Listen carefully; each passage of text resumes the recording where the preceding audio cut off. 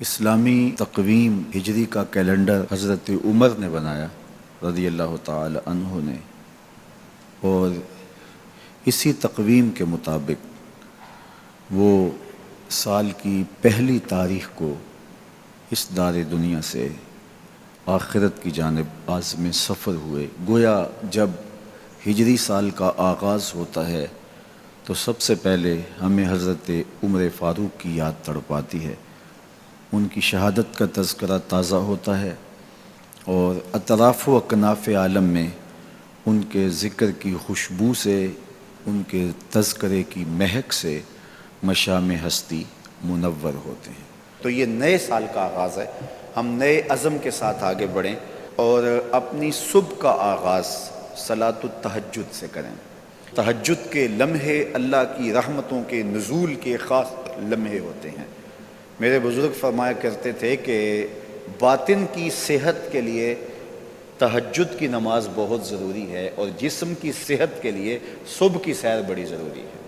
تو یہ دو چیزیں جو ہے وہ بہت ضروری ہے۔ تو بالخصوص یہ بچے جو ہیں، جب اس عمر میں یہ ان کی عادت پختہ ہو جائے گی تو یہ زندگی کی آخری سانس تک باقی رہے گی۔ میرے بزرگ فرمایا کرتے تھے کہ مجھے تہجد کا عادی میری ماں نے بنایا ہے۔ وہ کس طرح کہتے ہیں کہ جب تہجد کا وقت ہوتا تو میری ماں میرے پاؤں آ کے دباتی تھی اور میں جلدی سے اٹھ جاتا، تو وہ تہجد کے لیے مجھے مصلی پہ بٹھاتی۔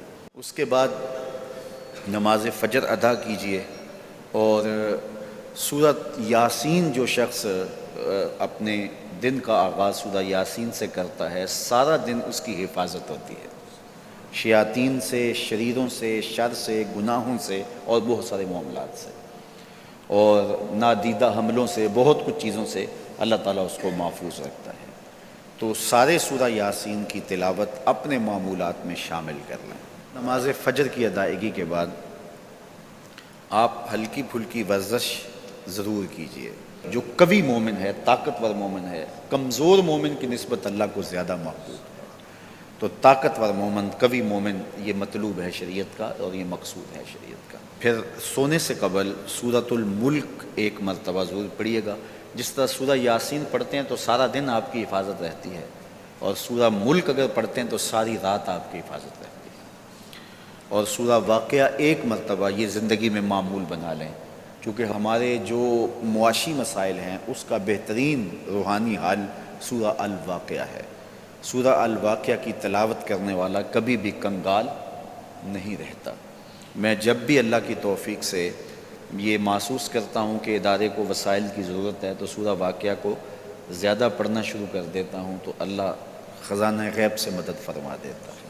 اور جب بھی کبھی میں چاہتا ہوں حرمین طیبین میں حاضری کے لیے، تو سورہ واقعہ کی تلاوت میں لازمی کرتا ہوں، اس نیت سے کہ اللہ اس کی برکت سے، وہاں چونکہ ایک کا 1,00,000 کے بدلے میں جو ہے وہ ثواب ہے، تاکہ جو ہے وہ زیادہ سے زیادہ اللہ تعالیٰ وسائل عطا فرمائے۔ تو یہ ساری جو بہاریں آپ کو نظر آ رہی ہیں، اس میں بہت سارا حصہ سورہ الواقعہ کا ہے۔ جس معاشرے میں ہم جی رہے ہیں یہ ناہموار معاشرہ ہے۔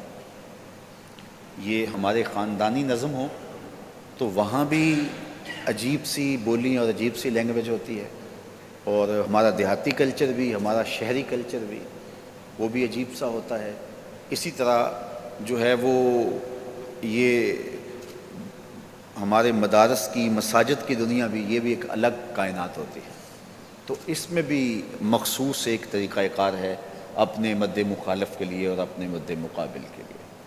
تو اس سے ہٹ کر کے جو ہے وہ جو شریعت کا مقصود ہے اس کے مطابق ہم نے اپنے قول و عمل کو مرتب اور منظم کرنا ہے۔